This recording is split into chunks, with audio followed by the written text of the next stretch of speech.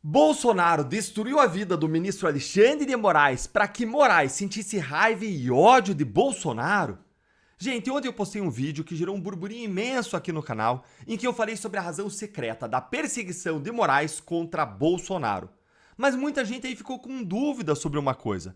Ora, se o Moraes persegue o Bolsonaro porque acredita que o Bolsonaro acabou com a vida dele, como que isso teria acontecido? Como assim acabou com a vida do Moraes? E mais, cadê as provas disso? O que o Bolsonaro fez que o Moraes acredita que destruiu a vida dele? Como aqui no canal meu compromisso é te manter bem informado e ainda sanar suas principais dúvidas, eu fui atrás da resposta para essas perguntas e eu encontrei. E gente, é chocante. Mas antes de mostrar para você essa resposta, primeiro, meu muito bom dia para você e que você e sua família tenham uma segunda-feira e uma semana abençoadas. E antes de eu te mostrar para você essa resposta chocante sobre o que o Bolsonaro fez, que faz com que Moraes acredite que Bolsonaro destruiu a sua própria vida, rapidamente eu quero mostrar para você um trechinho de menos de um minuto do vídeo de ontem, que traz a revelação sobre a razão da perseguição de Moraes contra Bolsonaro, para a gente ficar aqui todo mundo na mesma página. E, gente, olha só, agora vocês vão ter overdose aí de Deltan. São dois Deltans na mesma tela. Bora ver aqui o que foi que o Cid disse sobre a razão secreta, a razão oculta da perseguição de Alexandre de Moraes contra Bolsonaro. Olha aí, ele aqui é Alexandre de Moraes. Ele tem raiva e ódio. Gente, presta atenção. Alexandre de Moraes, Mauro Cid falando, Alexandre de Moraes tem raiva e ódio. Ele acha que o presidente da República, o presidente Jair Bolsonaro, acabou com a vida dele. Foi o que o Mauro Cid disse.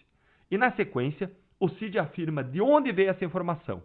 O comandante aqui, Tomás, do Exército Brasileiro, que conversou com ele e passou para o meu pai, disse Cid, referindo-se ao comandante do Exército Brasileiro, Tomás Paiva.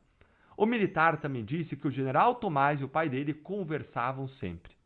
O militar ainda concluiu que Moraes vai querer acabar com a vida do presidente, do ex-presidente Bolsonaro e do entorno.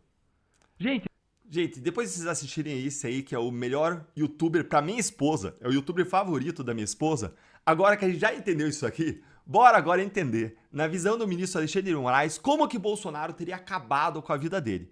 O que motivaria, segundo as mensagens que você viu aí do Mauro Cid, que eu mostrei ontem, essa vingança de Moraes que não vai parar até ele destruir Bolsonaro e o bolsonarismo. E o que eu vou trazer para vocês aqui agora é o comentário de uma apuração que foi feita pelo César Tralli e pela Natuza Neri na Globo News lá em 2023.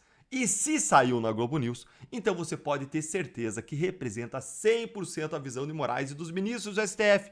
Afinal de contas, eles são os porta-vozes da corte, do STF. Eles são as gargantas que vociferam aquilo que o STF quer que vá a público. Eles têm acesso direto a essas pessoas. Então vamos dar uma olhadinha aqui no que eles falaram.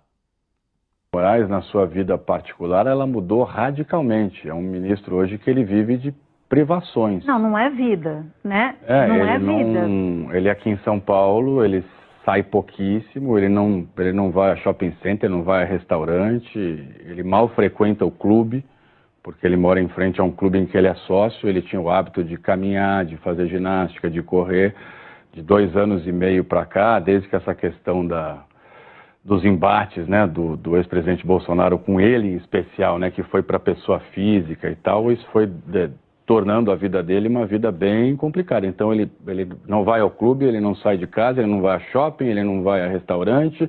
Quando ele sai de casa é para ir para a casa de alguém, para ir para um compromisso fechado na casa de um amigo, de algum parente. Segurança o tempo inteiro. Com segurança o tempo todo, e a mesma preocupação a família dele. Moraes, na sua vida particular, aí, ela mudou radicalmente. Moraes vive de privações, tá aí, ó. Moraes vive de privações.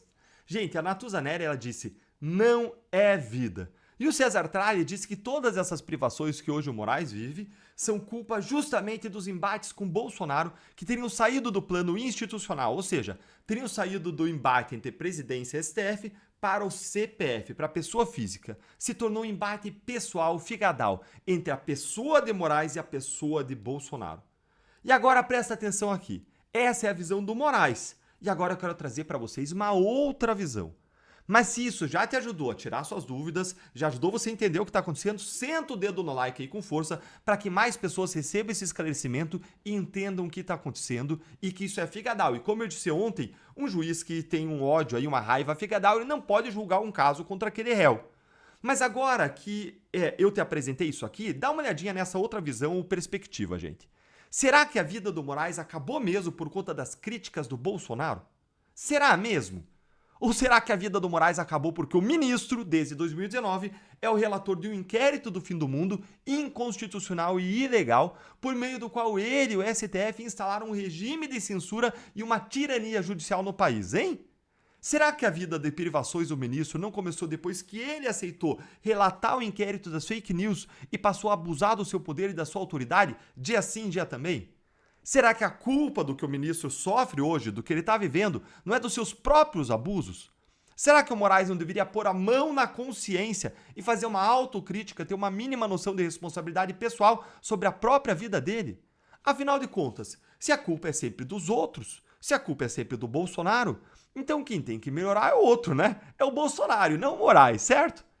Essa visão vitimizada é absolutamente infantil, é cômoda, é conveniente, porque isenta o Moraes de qualquer culpa por tudo o que aconteceu no Brasil desde 2019, como se ele fosse uma vítima inocente e não dos homens mais poderosos do país, que mudou a conjuntura da política no Brasil.